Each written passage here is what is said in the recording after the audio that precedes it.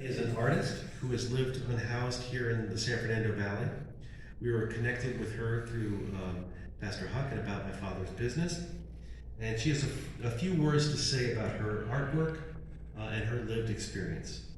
So Rita, if you would come on up stage and good job, everybody.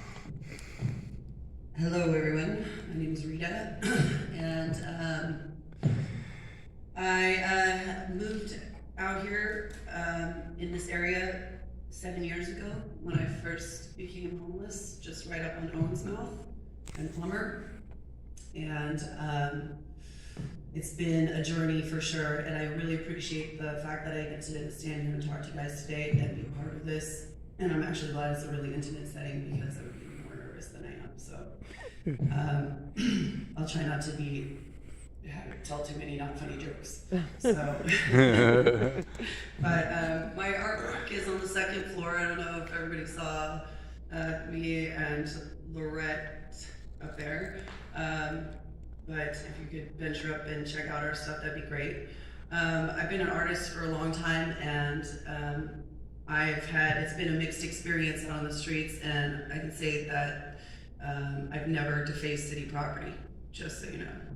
But I find that it's a good way to wrap up, art for a lot of people who are experiencing homelessness is the only way that you can express the angst and all of the emotion you're going through. And so there's a lot of different layers to the artwork that you see, and it's important to bear in mind that sanitation comes and takes everything. So your markers, your canvas, everything. I've lost a lot of artwork to sanitation, unfortunately, because they don't really understand that concept that somebody might be doing that for productive reasons. And that's exactly what I've been trying to do, is encourage other people to be more productive, because homelessness is very depressing.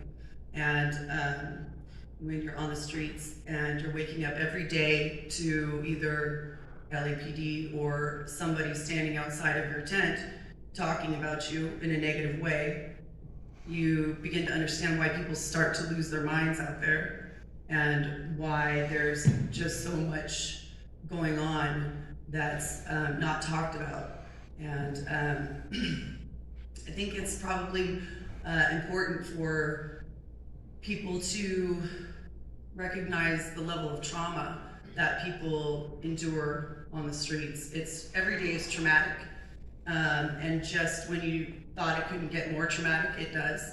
Up until COVID hit, we were pretty much being swept around, and so this lull is kind of an interesting change of pace.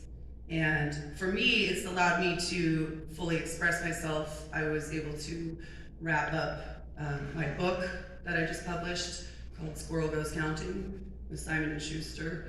And that was something that I worked on the entire time I was homeless. And I was actually almost shot once for trying to get it in an enforcement, because I was not going to lose 3 years of paintings that I was doing for the specific purpose, just because we had to move at that moment, And so a lot of people lose their medication, things they're working on, their notes.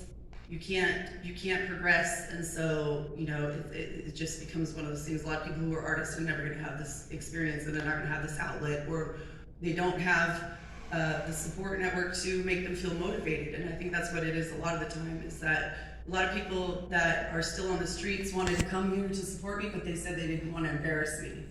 So I don't know how that could happen, but I would think that more of them would show up, I think, if there was more understanding. And I think that's really what it boils down to, is that when people make art, they're trying to cultivate that understanding, and without words, maybe. And I think it's a very important thing that more people are encouraged to do that sort of thing, and that maybe we change some of the mentality about that, because right now the outlook is that it's eclipsed all of your personal goals or anything that you might have been doing beforehand to get through this program, you know, or whatever, the housing thing, you know, but it's not just about the housing.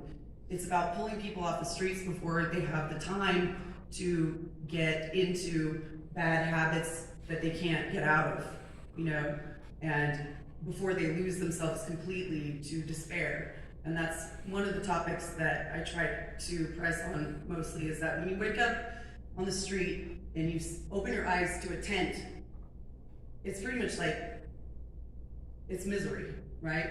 It's misery. All you see is trash, and then you're being harassed all the time. What's the point? A lot of people give up, right? So I just figured I would start painting myself out of the corner I was in. And so, you know, I just hope that other people that are homeless can see that and continue to do things despite what other people might say, you know, or you know, assume about them. And a lot of us did have real lives before we became homeless, and we do know what it's like. Unfortunately, a lot of the time when we are approached, it's like, well, you know, life is different when you're housed, or over there, the other side. But really, all of us have experienced that. It's not like none of us were ever self-sufficient, you know? So, and a lot of us might have been professional artists or whatever. That's what I did before the apparel industry crashed.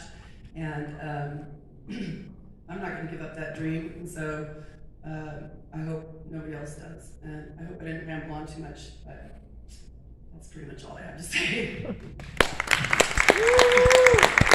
Great big hand for Rita. Rita, thank you so much for your words. Super appreciated. Next, I want to introduce